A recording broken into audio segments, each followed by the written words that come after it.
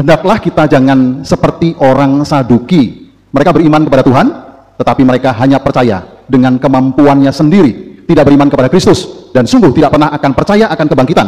Sehingga mereka tidak mempunyai iman, pengharapan, dan kasih kepada Tuhan dan sesamanya. Mereka beranggapan bahwa kehidupan di dunia ini harus dipertahankan, dibela sehabis-habisnya dengan untung dan rugi, dan diperjuangkan jangan sampai hancur, karena mereka sungguh tidak percaya akan adanya kehidupan lagi. Dan di dunia ini manusia akan sungguh berakhir selesai sesudah kematian.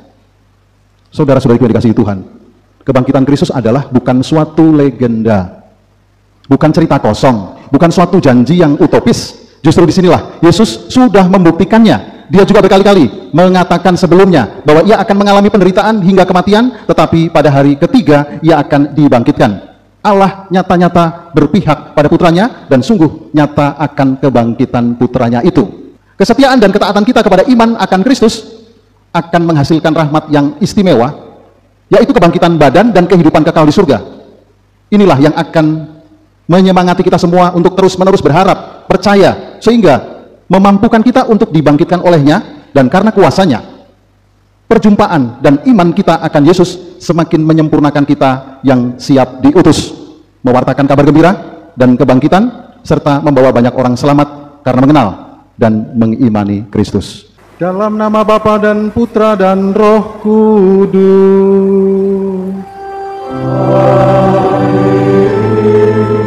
Damai bagimu.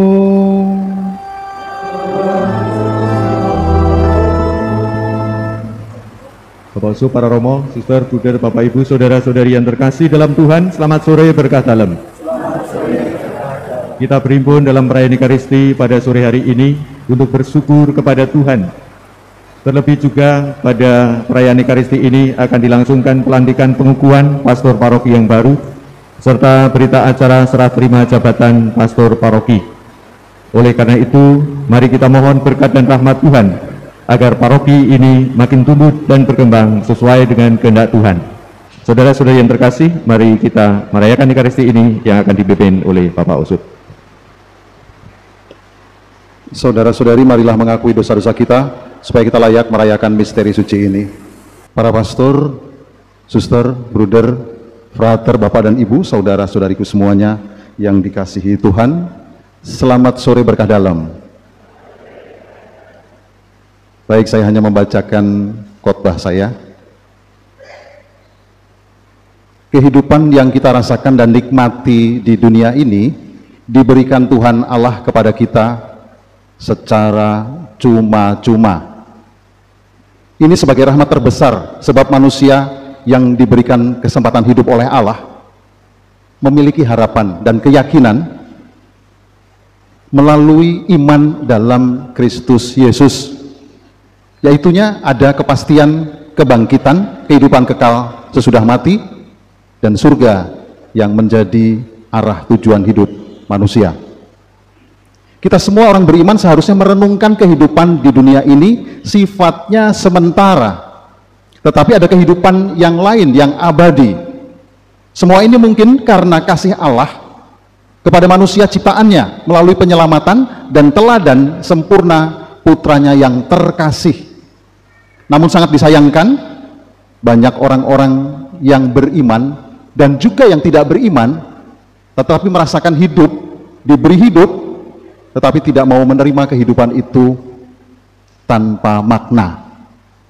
Mereka tidak menyadari bahwa kehidupan adalah suatu pemberian dengan tujuan dan pengharapan untuk bersiap menikmati kehidupan kekal yang disiapkan Allah. Tanpa hal ini kehidupan kita sungguh tidak bermakna, tidak dapat menangkap kasih Allah, dan tidak dapat menikmati cita-cita bahagia abadi sesudah kematian di dunia ini.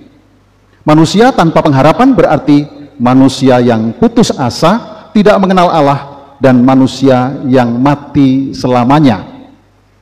Kebangkitan adalah mutlak diperlukan oleh semua orang, dan yang pasti mengenal Kristus. Dialah yang sang penghibur abadi dan pengharapan yang baik sesudah kehidupan di dunia ini. Ini tadi kita dengar dalam bacaan kedua. Dalam bacaan pertama, kita diingatkan semangat pemuda yang disiksa lalu dibunuh, di mana ia sungguh percaya akan adanya kehidupan sesudah mati, atau percaya akan kebangkitan. Terlebih lagi dengan beberapa bukti dari Kristus sendiri dengan membangkitkan anak muda di Naim, anak Yairus, dan Lazarus. Ia bukan Allah orang mati, melainkan Allah orang hidup, sebab di hadapan Dia semua orang akan hidup. Ini disempurnakan oleh teladan hidupnya sendiri dengan wafat, bangkit dari kematian, serta naik ke surga dan duduk di sisi kanan Bapa. Maka dari itu, untuk menikmati tujuan hidup manusia perlu adanya iman kepada Kristus, pengharapan dan cinta kasih, persembahan diri kita, persembahan yang harus kita berikan kepada sesama supaya bertambah melimpah berkatnya dari yang mudah menuju kepada yang cukup sulit, yaitu apa yang kita miliki, harta benda dan uang, tenaga, waktu, kesempatan, doa dan devosi kita kepadanya untuk sesama, pengampunan seperti yang telah Kristus lakukan untuk kita kepada seluruh umat manusia. Dengan demikian kita dapat merasakan juga bahwa anugerah yang sangat istimewa dari Allah adalah kelahiran puteranya yang dipersiapkan untuk menyediakan kehidupan yang lebih sempurna lagi bagi kita seluruh umat manusia. Penghayatan iman akan kebangkitan inilah yang diwartakan dalam kitab Makabe. 7 orang bersaudara dan ibunya ditangkap, dicambuk, disiksa, dan dibunuh. Mereka sungguh beriman akan hidup di hadapan Allah semesta alam dan akan kebangkitan yang sungguh mulia, pasti dan nyata, dengan keyakinan memperoleh kehidupan kekal abadi di surga bersama dengannya. Hendaklah kita jangan seperti orang Saduki. Mereka beriman kepada Tuhan, tetapi mereka hanya percaya dengan kemampuannya sendiri, tidak beriman kepada Kristus, dan sungguh tidak pernah akan percaya akan kebangkitan, sehingga mereka tidak mempunyai iman, pengharapan, dan kasih kepada Tuhan dan sesamanya. Mereka beranggapan bahwa kehidupan di dunia ini harus dipertahankan, dibela sehabis-habisnya dengan untung dan rugi, dan diperjuangkan jangan sampai hancur, karena mereka sungguh tidak percaya akan adanya kehidupan lagi. Dan di dunia ini manusia akan sungguh berakhir selesai sesudah kematian. Saudara-saudariku yang dikasihi Tuhan, kebangkitan Kristus adalah bukan suatu legenda, bukan cerita kosong, bukan suatu janji yang utopis. Justru disinilah Yesus sudah membuktikannya. Dia juga berkali-kali mengatakan sebelumnya bahwa ia akan mengalami penderitaan hingga kematian, tetapi pada hari ketiga ia akan dibangkitkan. Allah nyata-nyata berpihak pada putranya dan sungguh nyata akan kebangkitan putranya itu. Kesetiaan dan ketaatan kita kepada iman akan Kristus akan menghasilkan rahmat yang istimewa, yaitu kebangkitan badan dan kehidupan kekal di surga. Inilah yang akan menyemangati kita semua untuk terus-menerus berharap, percaya, sehingga memampukan kita untuk dibangkitkan olehnya. Dan karena kuasanya, perjumpaan dan iman kita akan Yesus semakin menyempurnakan kita yang siap diutus, mewartakan kabar gembira dan kebangkitan, serta membawa banyak orang selamat karena mengenal dan mengimani Kristus. Amin. Saudara-saudari yang terkasih, akan saya bacakan surat keputusan tentang Pastor Paroki Katedral Kristus Raja Purwokerto. Surat keputusan nomor 163 garis miring 107 03/45 2022 tentang Pastor Paroki Katedral Kristus Raja Purwokerto. Monsinyur Kristoporus Tri Harsono, Uskup Dioses Purwokerto, menimbang dan seterusnya, mengingat dan seterusnya, memutuskan, menetapkan surat keputusan Uskup Purwokerto tentang Pastor Paroki Katedral Kristus Raja Purwokerto. Pertama, memberhentikan dengan hormat RD Sulpicius Parjono dari jabatan Pastor Paroki Katedral Kristus Raja Purwokerto, disertai terima kasih atas pelayanannya selama ini. Kedua, mengangkat RD Martinus Ngarlan sebagai Pastor Paroki Katedral Kristus Raja Purwokerto. Ketiga, pengambilan secara kanonik jabatan Pastor Paroki dilaksanakan selambat-lambatnya pada tanggal 15 November 2022 di hadapan Uskup atau yang mewakilinya. Keempat, keputusan ini berlaku sejak 1 Oktober 2022. Kelima, Apabila di kemudian hari ditemukan kekeliruan dalam surat keputusan ini, akan dilakukan pembetulan seperlunya. Ditetapkan di Purwokerto pada tanggal 1 Oktober 2022, Monsinyur Kristoforos Triharsono, Uskup Dioses Purwokerto, RDFX Bagio Purwosantoso, Kanselarius Notarius Keuskupan. Romo Martinus Ngarlan, sebelum menerima tugas sebagai pastor Paroki Katedral Kristus Raja Purwokerto, silakan Romo mengucapkan pengakuan iman bersama-sama dengan umat. Saudara-saudari yang terkasih, marilah kita akui iman kita dengan bersama-sama mendoakan Syahadat Nisia Konstantinopel dari puji syukur nomor 2. Aku percaya akan satu Allah, Bapa yang Maha Kuasa, pencipta langit dan bumi, dan segala sesuatu yang kelihatan dan tak kelihatan, dan akan satu Tuhan Yesus Kristus, Putra Allah yang tunggal. Ia lahir dari Bapa sebelum segala abad, Allah dari Allah, terang dari terang, Allah benar dari Allah benar. Ia dilahirkan, bukan dijadikan, sehakikat dengan Bapa. Segala sesuatu dijadikan olehnya. Ia turun dari surga untuk kita manusia dan untuk keselamatan kita. Ia dikandung dari Roh Kudus, dilahirkan oleh perawan Maria, dan menjadi manusia. Ia pun disalibkan untuk kita waktu Pontius Pilatus. Ia menderita sampai wafat dan dimakamkan. Pada hari ketiga ia bangkit menurut kitab suci. Ia naik ke surga, duduk di sisi Bapa. Ia akan kembali dengan mulia, mengadili orang yang hidup dan yang mati. Kerajaannya tak akan berakhir. Aku percayakan Roh Kudus, Ia Tuhan yang menghidupkan. Ia berasal dari Bapa dan Putra, yang serta Bapa dan Putra disembah dan dimuliakan. Ia bersabda dengan perantaraan para nabi. Aku percayakan gereja yang satu, kudus, katolik, dan apostolik. Aku mengakui satu pembaptisan akan penghapusan dosa. Aku menantikan kebangkitan orang mati dan hidup di akhirat. Amin. Sekarang silakan Romo mengucapkan janji kesetiaan. Saya Martinus Ngarlan PR, yang diangkat menjadi pastor Paroki Katedral Kristus Raja Purwokerto, akan senantiasa setia pada gereja Katolik, baik melalui perkataan maupun perbuatan. Saya akan menjalankan tugas-tugas yang dipercayakan kepada saya selaku pastor paroki sesuai ketentuan hukum gereja dan ketetapan uskup. Saya akan menjaga agar perbendaharaan iman tetap dipegang dan akan menghindarkan adanya penyelewengan ajaran iman. Saya akan tetap menjunjung tinggi tata tertib yang berlaku umum di dalam seluruh gereja, dan dengan seksama akan memajukan pelaksanaan semua undang-undang gereja, terutama yang termuat di dalam kitab hukum kanonik. Dengan ketaatan Kristiani, saya akan mengikuti apa yang diajarkan oleh para uskup sebagai pengajar otentik dalam hal iman. Saya juga akan membantu uskup sepenuh tenaga dan dengan penuh kesetiaan agar karya apostolik yang dijalankan oleh uskup atas nama gereja dapat terlaksana dengan baik. Demikian kiranya Allah dan Injil suci yang saya sentuh dengan tangan saya ini membantu saya. Romo yang terkasih, Allah itu selalu setia. Ia akan mendampingi Anda, meneguhkan hati Anda, dan melindungi Anda dalam melaksanakan tugas pelayanan yang dipercayakan kepada Anda. Maka saya meneguhkan Romo sebagai pastor Paroki Katedral Kristus Raja Purwokerto dan tetap mendoakan Anda agar dapat menunaikan tugas dengan hati yang murni. Semoga Allah memberkati Romo dalam perjalanan tugas ini, dalam nama Bapa dan Putra dan Roh Kudus. Amin.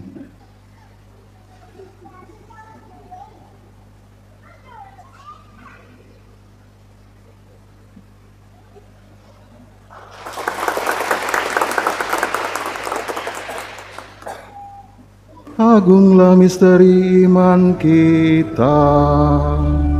Penyelamatlah, selamatkanlah kami. Padalah melalui salib dan kebangkitan-Mu, Engkau telah membebaskan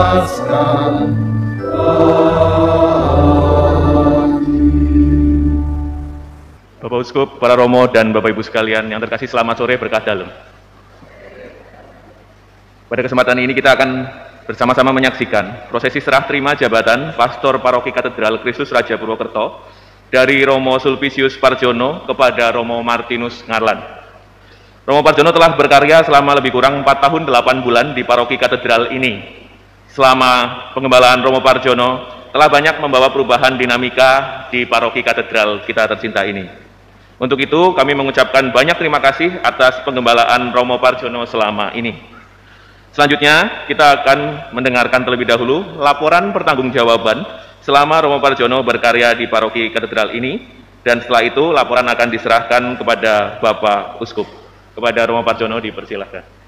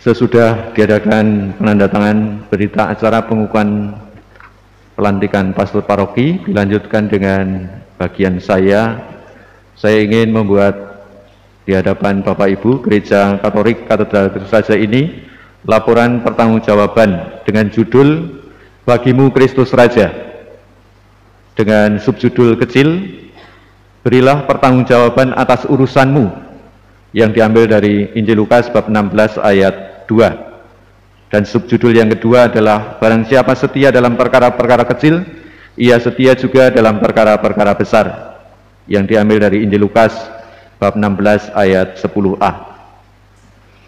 Sebagai pengantar, laporan pertanggungjawaban ini terdiri dari 27 halaman. Saya tidak akan membacakan semua.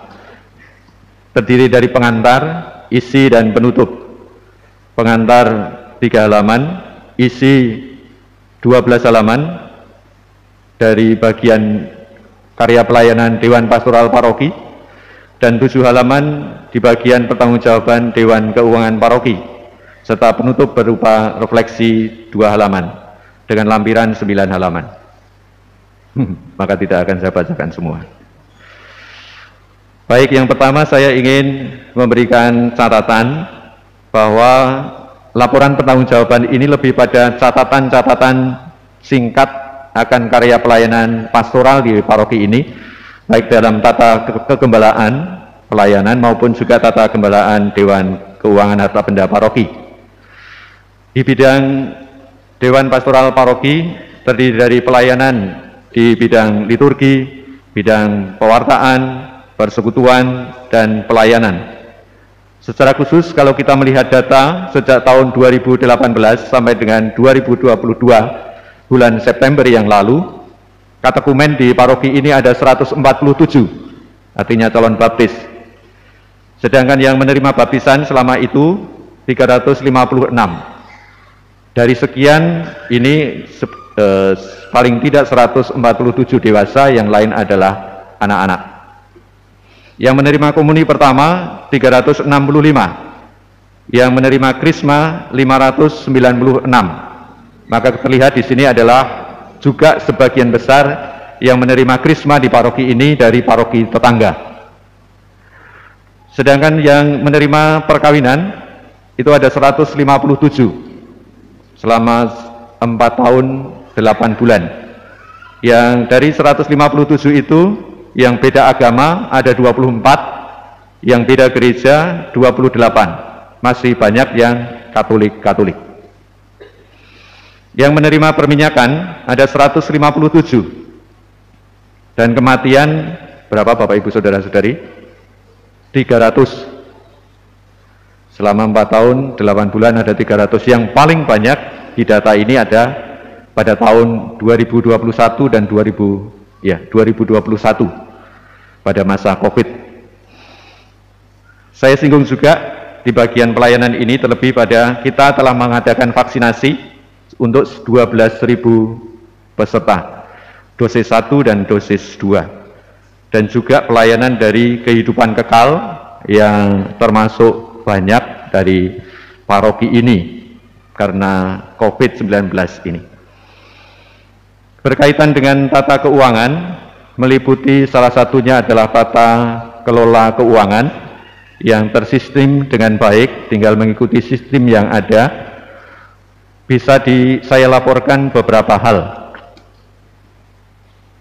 Yang pertama untuk saving berupa dana hanya sedikit dibandingkan antara saldo awal saya di sini sampai pada akhir ini hanya 622 juta. Sedangkan saving dalam bentuk bangunan dan dalam bentuk sarana prasarana belum termasuk yang pemeliharaan menghabiskan dana kurang lebih 10 M. Tepatnya 9 M 992 juta 947.225 rupiah. Terdiri dari Balai Julianus, di depan kita punya gedung, Kapel Girigondo di pemakaman, juga kolumbarium ada di sana, Gereja Kapel Mandirancan, lalu rumah karyawan. Yang renovasi katedral ini menghabiskan dana kurang lebih 1 M, tidak kelihatan ya. Di depan yang banyak berbeda, lalu juga kenyamanan dari atas yang dulu sudah rusak, yang membuat gereja ini kotor, sekarang sudah hilang, multimedia dan juga kompleks paroki ini. Juga renovasi kecil di Jatilawang, renovasi bekas gereja menjadi aula paroki Wangon dan Gentawangi. Saya sebutkan juga bahwa selama ini pendirian paroki baru, paroki Santo Paskalis Bailon telah terjadi pada tanggal 17 Mei 2022 dengan mengambil stasi-stasi yang terdekat Jatilawang, Gentawangi, lalu Kebasen dan Kaliwedi. Karena pendirian paroki itu jumlah umat di paroki ini turun drastis. Pindah ke paroki yang baru atau menjadi paroki baru itu 400 orang.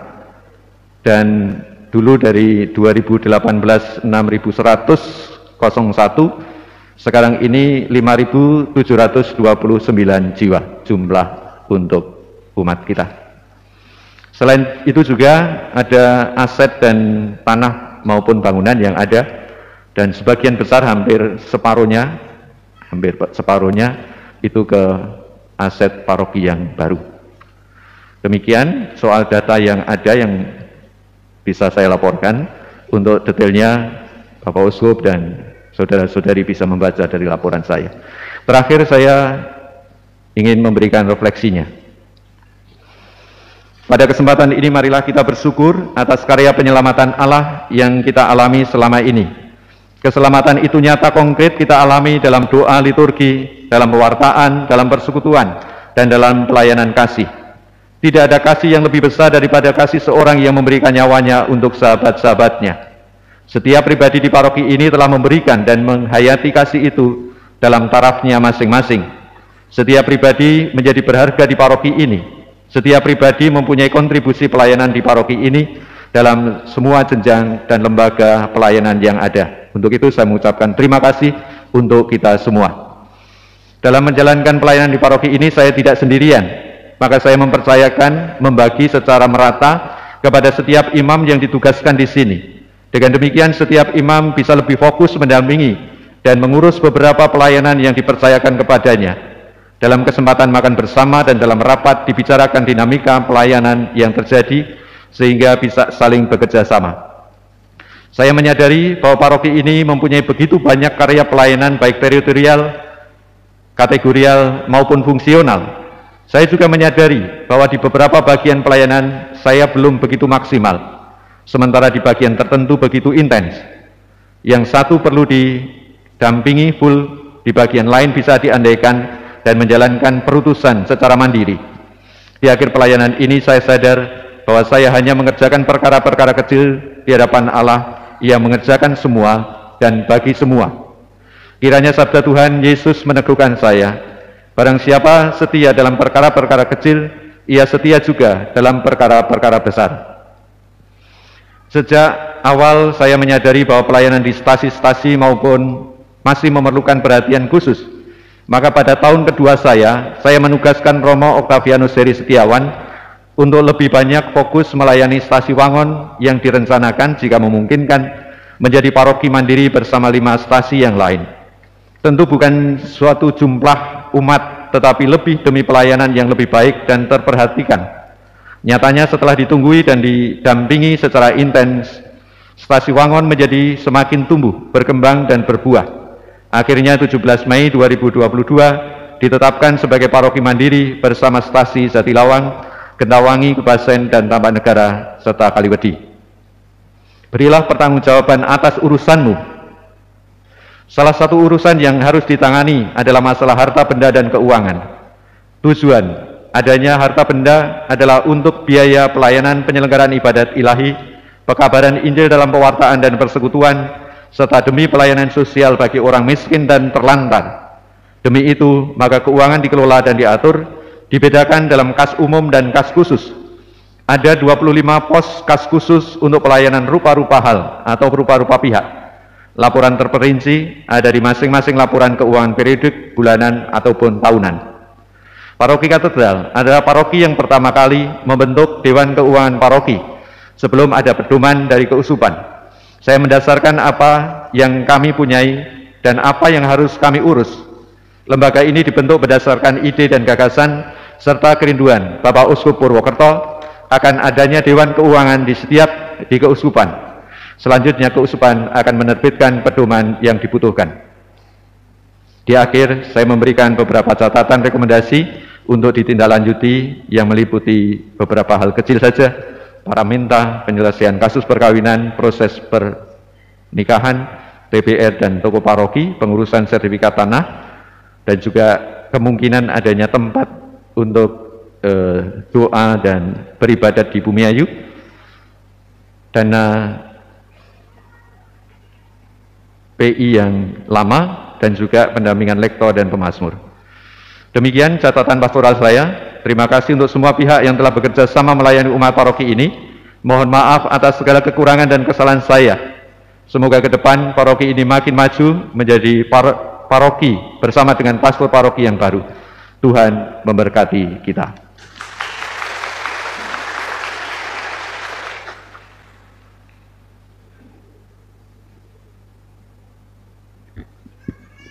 Terima kasih Romo Parjono. Untuk selanjutnya Romo Parjono ini akan bertugas sebagai Vikjen di Keuskupan Purwokerto menggantikan Romo Yohanes Suratman.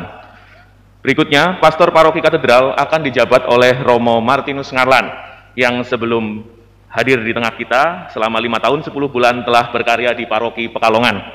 Untuk itu akan kita ikuti bersama penandatanganan berita acara serah terima jabatan dari Pastor Paroki Katedral yang lama Romo Parjono kepada Romo Ngarlan, kepada Romo IA dan Pak Heru selaku saksi penandatanganan, mohon untuk menempatkan diri.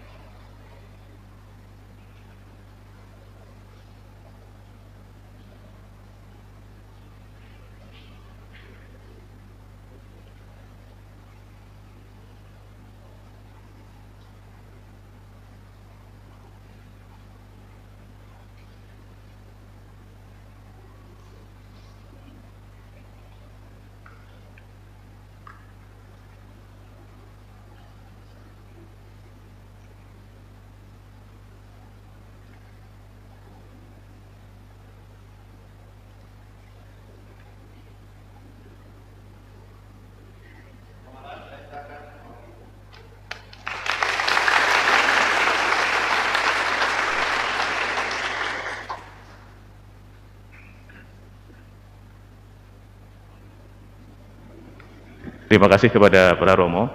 Berikutnya Romo Ngarlan selaku Pastor Paroki Katedral yang baru berkenan untuk menyampaikan beberapa kata kepada para umat sekalian. Kepada Romo Ngarlan dipersilahkan. Kula nuwun. Permisi. Sampurasun. Saudara-saudara yang terkasih, para Romo, Suster, Bapak Uskup, selamat malam berkah dalem. Saya Martinus Ngarlan, adik kelasnya Romo Toro, berarti adik kelas Romo Parjono 2 tahun. Mendengar laporan, mendengar jilitan dari Romo Parjono, saya menjadi pusing. Bapak Uskup memang tidak salah pilih dan cocok kalau Romo Parjono menjadi Vikjen. Maka selamat bertugas Romo Parjono. Saya ingat ketika mendengar laporan Romo Parjono, ingat Injil Yohanes. Ngarlan, apakah engkau mengasihi aku? Gembalakanlah domba-dombaku. Saya bayangkan seorang gembala dan domba itu berjalan bersama-sama, mencari tempat yang nyaman, mencari air yang sejuk, rumput yang hijau. Dan seorang gembala tidak bisa jalan sendiri, mesti ada dombanya. Kalau gembala jalan sendiri, berarti orang digawean. Untuk itu, biar saya tidak pusing, saya mengajak seluruh umat pengurus Dewan Paroki TKP yang baru, mari kita berjalan bersama, mencari kehendak Allah bersama. Tugas perutusan yang diberikan Bapak Uskup pada saya untuk menemani panjenengan semua, semakin beriman, semakin dapat menemukan kehendak Allah, dan mari bersama-sama dengan kami, saya Romo Ya dan mungkin Romo yang lain nanti, untuk berjuang bersama dalam pencarian kehendak Allah itu. Ketika saya berjalan terlalu lambat, tolong dombanya menggeret gembalanya. Kewalik toh. Harusnya domba menggeret gembala menggeret domba. Tapi kalau gembalanya lambat, tolong dombanya bisa mendorong seruduk dari belakang biar lari cepat. Itulah berjalan bersama antara kami dengan seluruh umat, sekali lagi dalam mencari kehendak Allah. Terima kasih Romo Parjono telah mempersiapkan banyak hal sehingga saya tinggal menikmati hasilnya. Amin. Bapak Uskup, terima kasih atas kepercayaan dan tugas yang diberikan kepada saya untuk menemani umat berjalan bersama dengan umat di paroki ini, sehingga apa yang menjadi program Bapak Uskup dan Keuskupan ini bisa kami wujud nyatakan di masa-masa mendatang. Terima kasih atas kebersamaan kita dan awal yang baik ini. Berkah dalam. Demikian proses serah terima jabatan yang telah kita saksikan bersama. Sekali lagi selamat kepada Romo Ngarlan dan selamat datang di Paroki Katedral Kristus Raja Purwokerto ini. Setelah ini, Dewan Pastoral Paroki mengundang Bapak Uskup, para Romo dan Bapak Ibu perwakilan dari lingkungan, stasi dan tim kategorial untuk bersama-sama beramah-tamah dengan Romo Ngarlan dan Romo Parjono di Paskalis Hall. Demikian informasi yang dapat kami sampaikan. Terima kasih dan berkah dalam. Marilah kita siapkan hati dan diri kita untuk mohon berkat dari Tuhan. Tuhan bersamamu.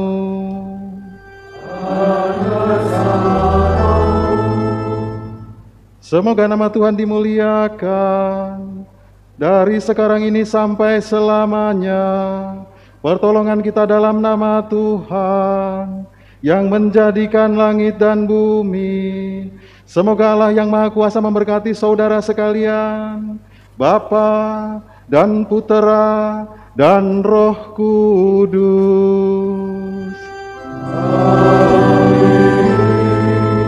Saudara-saudari, pergilah dalam damai sambil memuliakan Tuhan dengan hidupmu. Syukur kepada Allah.